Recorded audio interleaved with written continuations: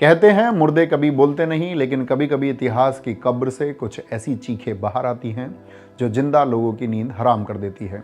18 सितंबर 2022 उत्तराखंड की वो काली रात जब एक 19 साल की बहन अंकिता भंडारी ऋषिकेश की एक ठंडी नहर में हमेशा के लिए खामोश कर दी गई थी, जिसकी हत्या के आरोप में कोर्ट ने पुलकित आर्य और उसके साथियों को उम्र कैद की सजा तो सुना दी, लेकिन एक ऐसा सवाल जो उस दिन भी चीख रहा था और आज भी गूंज रहा है, कौन था वो वीआईपी जिसके लिए अंकिता पर दबाव बनाया गया, वो वीआईपी जिसे एक्स्ट्रा सर्विस देने के लिए पुलकित आर्य ने एक बेटी की बलि चढ़ा दी।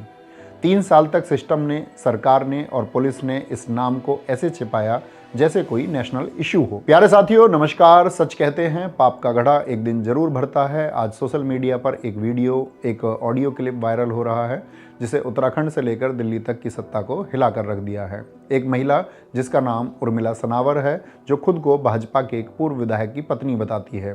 उन्होंने इस केस से जुड़े एक ऐसे नाम को उजागर किया जिसे सुनकर आपके पैरों तले जमीन खिसक जाएगी। हम एक रिकॉर्डिंग सुनाते हैं, सुनिए। विनोद आर्य, उस अंकिता भंडारी का जो लड़का बंदा है वो विनोद आर्य का, वो अंकिता भंडारी के मर्डर में बंदा है। अंकिता भंडारी को उसने प्रेशर किया कि तू दुष्यंत को देगी, रात में उसके साथ सोगी। उसने मना कर दिया। उसने जाने पे उसने सुसाइड कर दी। अंकिता बोले मैं ये काम नहीं करूँ। वो होटल में बता रहे थे ना आप, जहाँ गए थे घूमने? हाँ, वही था जहाँ वो टाइगर बाइकर में मैंने दिखाया था, जहाँ रिजॉर्ट है। अंकिता भंडारी थी उसमें, और वो पार्टी छोड़ेंगे नहीं किसी भी कीमत पर दुष्यंत गौतम को। अगर हम दुष्यंत गौतम को अभी पार्टी ये कह देती कि पल्ला झाड़ देती तो पार्टी गिर जाती, भारतीय जनता पार्टी गिर जाती। 2 लोगों के नाम है इसमें, मैं फिर बता रहा हूँ, एक दुष्यंत गौतम और एक अजय कुमार। आज के इस वीडियो में हम उस वायरल ऑडियो क्लिप और वीडियो का पूरा विश्लेषण करेंगे। हम उस नाम के बारे में भी जानेंगे जिसे गट्टू कहा जा रहा है, और हम वापस चलेंगे उस वंतरा रिसोर्ट में और समझेंगे कि क्यों उस रिसोर्ट पर रातों रात बुलडोजर चलाया गया था। क्या वो बुलडोजर न्याय के लिए था या उस वीआईपी के सबूत मिटाने के लिए? साथियों, सबसे पहले बात करते हैं उस वायरल ऑडियो क्लिप और वीडियो की जिसने इस ठंडे पड़ चुके केस में आग लगा दी है। 22 दिसंबर को अचानक एक महिला का वीडियो सोशल मीडिया के माध्यम से वायरल होने लगता है जिसका नाम उर्मिला सनावर है। यह कोई आम महिला नहीं है, यह टीवी एक्ट्रेस होने के साथ साथ हरिद्वार की ज्वालापुर सीट से भाजपा के पूर्व विधायक सुरेश राठौड़ की कथित पत्नी होने का दावा करती है। जून 2025 में भाजपा ने सुरेश राठौड़ को 6 साल के लिए पार्टी से निष्कासित कर दिया था। वजह थी उनका उर्मिला सनावर, जो अब वायरल वीडियो में आरोप लगा रही है, के साथ कथित दूसरी शादी का विवाद। हालांकि सुरेश राठौड़ इसे ब्लैकमेलिंग कहते हैं, लेकिन जो ऑडियो और वीडियो सामने आए हैं उसमें जो बातें हो रही हैं वो ब्लैकमेलिंग नहीं बल्कि एक कबूलनामा, कन्फेशन लगती है। सुरेश राठौड़ कहते हैं वो विनोद आर्य का बेटा है, यानी पुलकित आर्य। अंकिता को उसने प्रेशर किया कि तू दुष्यंत को सर्विस देगी, रात को उसके साथ सोगी। जी हाँ, आपने सही सुना, दुष्यंत।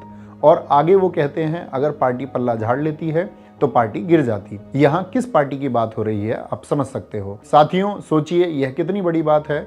एक पूर्व विधायक जो सिस्टम का हिस्सा रहा है, वो प्राइवेट बातचीत में कह रहा है कि अगर उस वीआईपी का नाम बाहर आ जाता तो पूरी सरकार गिर जाती। उस ऑडियो में 2 नाम बहुत साफ तौर पर लिए गए हैं, दुष्यंत गौतम और अजय कुमार। दुष्यंत गौतम जो भाजपा के वर्तमान में राष्ट्रीय महामंत्री और उत्तराखंड के प्रदेश प्रभारी हैं। एक ऑडियो में उन्हें गट्टू के नाम से बुलाया गया है, और अजय कुमार प्रदेश महामंत्री संगठन यानी स्टेट जनरल सेक्रेटरी ऑर्गेनाइजेशन है।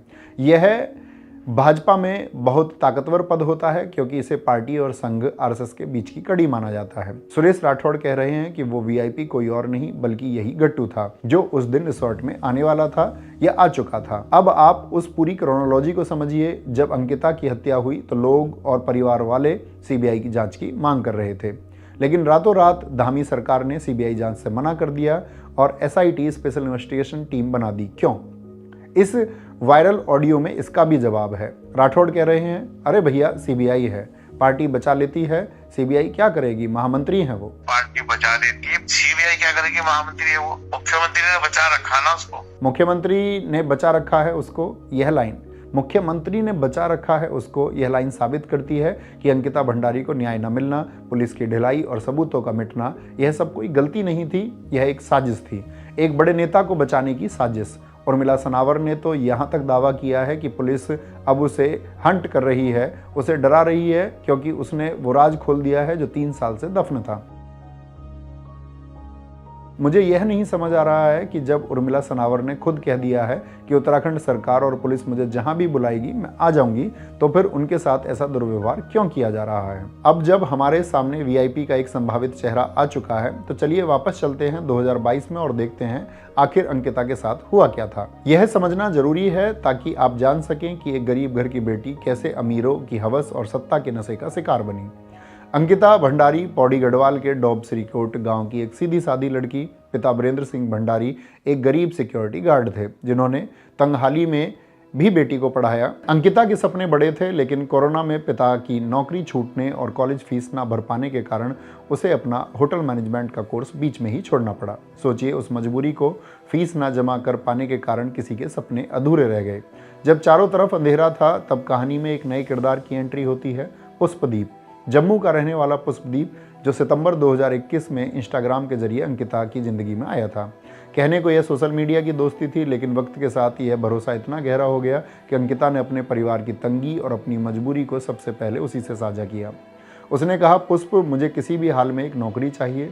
अंकिता की मदद करने के लिए पुष्पदीप ने इंटरनेट पर नौकरी ढूंढनी शुरू की और तभी उसकी नज़र एक विज्ञापन पर टिकी। यह विज्ञापन वंतरा रिसोर्ट का था जो एक रिसेप्शनिस्ट की जॉब के लिए था। साथियों, यहाँ गौर कीजिएगा, शैतान अक्सर लुभावने चेहरे के पीछे छुपकर आता है। उस विज्ञापन में नौकरी के साथ एक बहुत ही अजीब सी शर्त जुड़ी थी। यह नौकरी केवल उन लड़कियों के लिए है जो रिसोर्ट के अंदर ही रहने को तैयार हो। सोचिए, यह लाइन खतरे की कितनी बड़ी घंटी थी, लेकिन अंकिता की मासूमियत और पुष्पदीप के भोलेपन ने इसे नजरअंदाज कर दिया। उन्हें लगा कि रिसोर्ट ऋषिकेश के शहरी इलाकों से दूर जंगल के बीचों बीच सुनसान इलाके में है, इसलिए शायद मालिक सुरक्षा के लिहाज से या काम की वजह से उन्हें वहां रुकने को कह रहा है।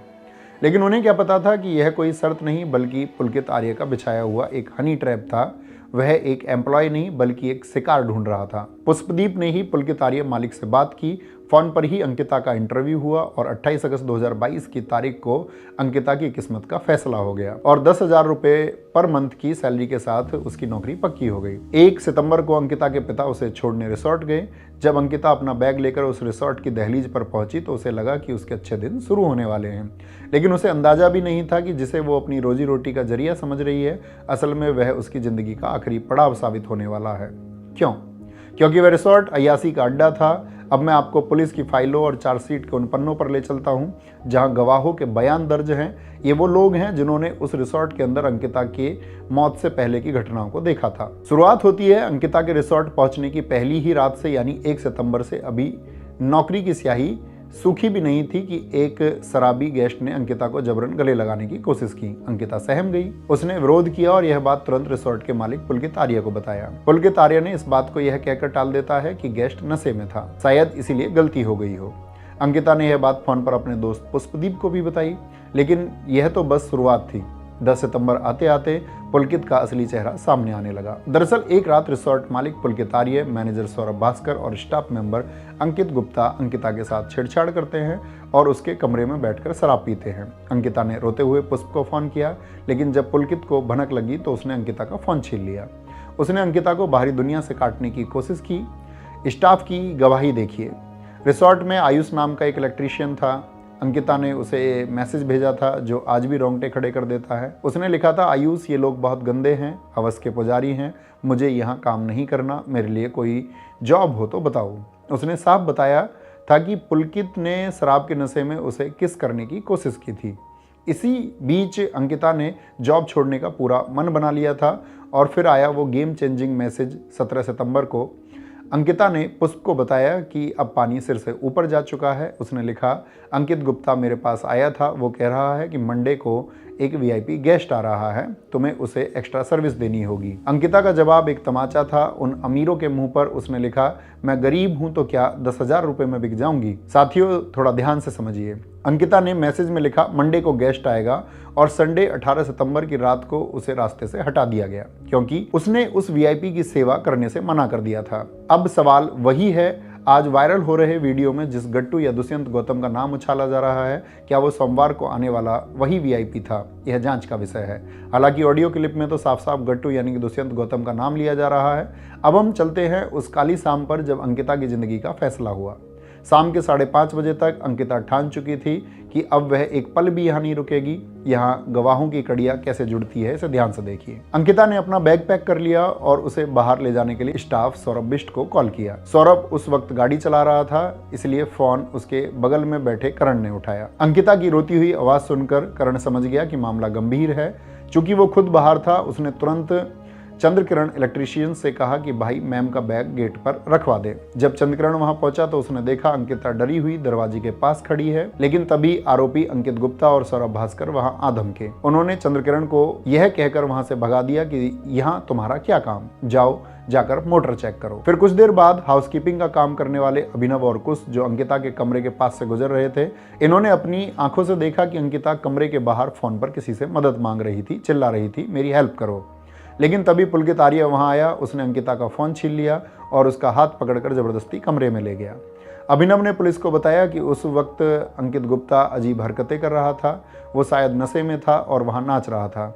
शाम के करीब 8 बजे अंकिता ने पुष्प को कॉल किया और बताया, पुलकित ने मेरे साथ बदतमीजी की है, मेरा मुंह दबाया है, पर पुष्प से ज़्यादा बातें ना कर पाई। यहाँ एक बड़ा सवाल आता है, इतनी बदतमीजी के बाद अंकिता उनके साथ बाहर घूमकर जाने को तैयार क्यों हुई? पुलिस की जांच बताती है कि जब पुलकित को लगा कि अंकिता अब चुप नहीं बैठेगी तो उसने गुड बॉय बनने का नाटक किया। उसने माफ़ी मांगी और कहा, ठीक है तुम नौकरी छोड़ देना, लेकिन अभी बहुत गुस्से में हो, चलो हम ऋषिकेश तक ड्राइव पर चलते हैं, कुछ खाएंगे, तुम्हारा मूड फ्रेश हो जाएगा और हम बात कर लेंगे। अंकिता शायद उस बंद कमरे के डर से भागना चाहती थी। उसे लगा कि बाहर सार्वजनिक जगह पर वो सुरक्षित होगी, इसलिए वो उनके साथ बाइक पर बैठकर घूमने चली गई। सीसीटीवी फुटेज और जांच से पता चला कि करीब रात के 8:30 बजे ये लोग ऋषिकेश एम्स के पास पहुंचे। वहां उन्होंने एक दुकान पर कुछ खाया पिया। यह बात इसीलिए अहम है क्योंकि अंकिता की पोस्टमार्टम रिपोर्ट में उसके पेट में अधपचा खाना मिला था। इसका मतलब है कि नहर में गिरने से ठीक पहले वो जिंदा थी और उसने खाना खाया था। फिर वापस लौटते हुए करीब रात के 9 बजे चीला बैराज चेक पोस्ट को पार करके वे सभी चीला नहर के किनारे एक सुनसान जगह पर बाइक को रोकते हैं और अंकिता के साथ मारपीट करके उस 19 साल की जान को ठंडे पानी में धक्का दे देते हैं। वो डूबती रही और वो तीनों वहां से वापस रिसोर्ट आ गए। आकर क्या किया? आकर उन्होंने एक सेफ मनवीर द्वारा बनाए गए मलाई कोफ्ता और चिकन को खाया। सोचिए उस वहसीपन की हद, एक लड़की को मारकर वो सुकून से खाना खा रहे थे। सेफ मनवीर ने यह भी बताया कि अंकिता मैडम को कमरे में खाना ले जाकर देने के लिए उस दिन अंकित गुप्ता खुद किचन में आया था, जबकि ऐसा नहीं होता था क्योंकि रूम में खाना वगैरह देने के लिए दूसरे स्टाफ के मेंबर थे, पर उस दिन अंकित आया था। मनवीर ने यह भी बताया कि जब सुबह सबको पता चले कि मैडम अपने कमरे में नहीं है तो सब लोग उसे ढूंढने लगे और वह खुद भी बाइक लेकर आसपास के क्षेत्रों में अंकिता को ढूंढने लगा, पर वह मिली नहीं। उसने यह भी बताया कि जब वह मैडम के कमरे में गया तो वहां पर रात में जो अंकित गुप्ता प्लेट में खाना लेकर गया था वो ऐसे ही रखा था। हत्या तो 18 सितंबर की रात को हो गई थी, लेकिन असली खेल, असली कवरअप 19 सितंबर की सुबह से शुरू हुआ। अंकिता के पिता को जब यह पता चला कि उसकी बेटी रिसोर्ट से लापता है तो वह रिपोर्ट लिखवाने के लिए थाने थाने भटकते रहे। कभी मुनि की रेती थाना, कभी पौड़ी थाना, तो कभी ऋषिकेश कोतवाली। अंततः 1-2 और थानों में चक्कर लगाने के बाद उन्हें पता चला कि रिसोर्ट का जो एरिया है वह पटवारी चौकी के अंतर्गत आता है। जब अंकिता के पिता 20 सितंबर को रिसोर्ट एरिया के कंडखाल पटवारी चौकी पहुंचे तो उन्हें पता चला कि पटवारी वैभव प्रताप पहले से ही पुलकित आर्य की गोद में बैठा था। पुलकित ने खुद जाकर अंकिता की गुमशुदगी की रिपोर्ट लिखवा दी थी कि अंकिता निजी संबंधों को लेकर तनाव में थी और अपने आप कहीं चली गई है। अंकिता के पिता को एक और बात पता चलती है कि अभी पटवारी वैभव प्रताप छुट्टी पर है और अभी चार्ज जो है पटवारी विवेक कुमार के पास है। अंकिता के पिता जब विवेक कुमार के ऑफिस पहुंचे तो उन्हें पता चला कि वहां पर पहले से ही पुलकित आर्य और उसकी पत्नी और उसके पिता विनोद आर्य, जो भाजपा सरकार में ओबीसी मोर्चा की राष्ट्रीय कार्यकारिणी के सदस्य और उत्तर प्रदेश भाजपा ओबीसी मोर्चा के सह प्रभारी भी थे। इसके अलावा अंकित गुप्ता और सौरभ भास्कर भी वहां पहले से मौजूद थे, जिन्होंने पटवारी के साथ मिलकर पहले से ही सेटिंग बना ली थी, क्योंकि जब अंकिता के पिता ने रिपोर्ट लिखने को कहा तो पटवारी ने मना कर दिया, जिसको लेकर वहां मौजूद पुलकित से भी अंकिता के पिता की झड़प हुई थी। वीडियो ज़्यादा लंबी ना हो इसीलिए आप अंकिता भंडारी के पिता की पूरी इंटरव्यू डिस्क्रिप्शन बॉक्स में दिए गए लिंक पर क्लिक करके देख सकते हैं, जहां पर आपको पता चलेगा कि अपनी बेटी की रिपोर्ट लिखवाने के लिए उन्हें कितनी भागदौड़ करनी पड़ी थी। अंकिता के पिता के द्वारा कुछ लोगों से संपर्क करने के बाद उनकी रिपोर्ट वहां की लोकल पुलिस द्वारा लिखी जाती है और फिर 22 और 23 सितंबर की रात तक तीनों आरोपियों को गिरफ्तार कर लिया जाता है। अंकिता के पिता 3 दिन तक भटकते रहे। अगर उसी दिन पटवारी और पुलिस एक्शन लेती तो शायद कुछ सबूत और मिल जाते। अब बात करते हैं इस केस के सबसे संदिग्ध हिस्से की। 24 सितंबर को अंकिता की बॉडी चीला नहर के बैराज में फंसी मिली थी, पर उससे एक दिन पहले ही यमकेश्वर की भाजपा विधायक रेणु बिष्ट और एसडीएम प्रमोद कुमार एक बुलडोजर लेकर रिसोर्ट पहुंच गए। कहा गया कि हम पाप की कमाई को मिट्टी में मिला देंगे। जनता ने तालियां बजाईं, लेकिन साथियों जरा दिमाग लगाइए, किसी भी मर्डर केस में क्राइम सीन सबसे मैन स्पॉट होता है सबूत जुटाने के लिए, लेकिन पुलिस ने इसे सील नहीं किया और ना ही रेणु बिष्ट को क्राइम सीन को नष्ट करने से रोका, बल्कि प्रशासन ने साथ मिलकर क्राइम सीन को नष्ट किया। यहाँ पर एक खेल और हुआ, बुलडोजर से रिसोर्ट का कौन सा हिस्सा तोड़ा गया? ज़्यादातर अंकिता के कमरे के खिड़की दरवाजे के हिस्से को तोड़ा गया, जहां वो वीआईपी गेस्ट की लिस्ट हो सकती थी, जहां बहुत सारे सबूत मिल सकते थे। उस बुलडोजर ने न्याय नहीं किया, उसने उस वीआईपी को बचाया। अगर वो कमरा रहता तो फॉरेंसिक जांच में पता चलता कि वहां कौन कौन आया था या आने वाला था। बुलडोजर की प्रक्रिया खत्म होने के बाद उसी रात रिसोर्ट के पीछे वाली आयुर्वेदिक फैक्ट्री में रहस्यमय तरीके से आग लग गई। बचे खुचे सबूत भी राख हो गए। पुलिस ने अंकिता का अंतिम संस्कार बहुत जल्दी में कराया। पुलिस ने परिवार को बॉडी ठीक से नहीं दिखाई। अंकिता की मां ने कहा कि उन्हें मेरी बेटी का चेहरा भी मुझे नहीं दिखाया। एसडीएम और एसपी ने अंकिता के पिता वीरेंद्र सिंह पर दबाव बनाकर जल्दी से जल्दी डेड बॉडी का अंतिम संस्कार करवा दिया। यह हड़बड़ी क्यों थी? पुलिस और सिस्टम क्या छुपाना चाहते थे? पुलिस रिपोर्ट में कहा गया कि अंकिता की मौत डूबने से हुई और शरीर पर चोट के निशान थे। रेप की पुष्टि नहीं हुई, लेकिन डॉक्टर ने यह भी कहा रेप की संभावना से इनकार नहीं किया जा सकता। पानी में ज़्यादा दिन तक बॉडी के रहने की वजह से सबूत मिट सकते हैं। अब वापस आते हैं आज के हालात पर। सुरेश राठौड़ के वायरल ऑडियो ने उस सवाल का जवाब दे दिया है जो बुलडोजर के मलबे में दब गया था। राठौड़ कह रहे हैं कि दुष्यंत गौतम वो वीआईपी था। हालांकि दुष्यंत गौतम ने इसे नकार दिया है और मानहानि का दावा करने की बात कही है। यह जांच का विषय है, लेकिन सवाल यह है कि जांच करेगा कौन? एसआईटी? जिस एसआईटी ने 3 साल तक वीआईपी का नाम नहीं खोजा, क्या वो अब सत्ताधारी पार्टी के राष्ट्रीय महामंत्री के खिलाफ जांच निष्पक्ष रूप से करेगी? धामी सरकार उस समय सीबीआई जांच से क्यों डरती रही? अगर राठौड़ का ऑडियो सच है तो डर लाजमी था, क्योंकि अगर सीबीआई आती तो तार देहरादून से जुड़ते हुए दिल्ली तक पहुंचते, पार्टी गिर जाती। यही तो कहा गया ऑडियो में। तो क्या अब सीबीआई जांच के लिए मौजूदा सरकार टीम गठित करेगी? देखिए, राजनीति अपनी जगह है, लेकिन एक समाज के तौर पर हम कहाँ जा रहे हैं? यह मामला सिर्फ एक पार्टी का नहीं है। यह मामला उस सामंती सोच का है जो ये समझती है कि गरीब की बेटी उपभोग की वस्तु है। अंकिता की गलती सिर्फ यह थी कि वो गरीब थी। अगर वो किसी बड़े अफसर या नेता की बेटी होती तो क्या पुलकित आर्य की हिम्मत होती उसे एक्स्ट्रा सर्विस के कहने के लिए? बेटी बचाओ बेटी पढ़ाओ का नारा देने वाली सरकार के राज में उनकी ही पार्टी के नेता का बेटा उनकी ही पार्टी के संगठन मंत्री के लिए एक बेटी का सौदा कर रहा था। यह कैसा विरोधाभास है? 30 मई 2025 को जज रीना नेगी ने पुलकित, सौरभ और अंकित को उम्र कैद दी, लेकिन परिवार फांसी मांग रहा था और वो आरोपी जो जेल जाते वक्त हंस रहे थे। वीडियो में देखिए सौरभ भास्कर कैसे मुस्कुरा रहा है और हाथ मिला रहा है जैसे कोई गुनाह नहीं किया है इसने। वो मुस्कुराहट बता रही है कि उन्हें भरोसा है सिस्टम हमारा है, आज हम जेल में हैं, कल पैरोल पर बाहर आ जाएंगे। अंकिता भंडारी आज हमारे बीच नहीं है। उसका शरीर जला दिया गया, उसके कमरे पर बुलडोजर चला दिया गया और उसकी फाइल बंद करने की कोशिश की गई, लेकिन सत्य परेशान हो सकता है, पराजित नहीं। उर्मिला सनावर के इस खुलासे ने हमें एक और मौका दिया है। यह मौका है फिर से सवाल पूछने का और अंकिता भंडारी को न्याय दिलाने का। सुप्रीम कोर्ट की निगरानी में इस वायरल ऑडियो की निष्पक्ष जांच हो। अगर सुरेश राठौड़ की बात सच है तो दुष्यंत गौतम और अजय कुमार जैसे नेताओं पर कार्रवाई होनी चाहिए। रेणु बिष्ट से भी सबूत मिटाने के लिए सवाल पूछा जाना चाहिए। अंकिता मेरी या आपकी बहन और बेटी हो सकती थी। अगर आज हम चुप रहे तो कल कोई और पुलकित आर्य किसी और अंकिता को वीआईपी को सेवा न देने पर नहर में धक्का दे देगा। उत्तराखंड देवभूमि है, इसे दानव भूमि मत बनने दीजिए। और यह भी याद रखिए, जो सरकारें बेटियों की लाशों पर राजनीति करें और अपराधियों को वीआईपी ट्रीटमेंट दें, उनको चुनने से पहले एक बार जरूर आपको विचार करना चाहिए। जय हिंद, जय भारत, जय मां सरस्वती।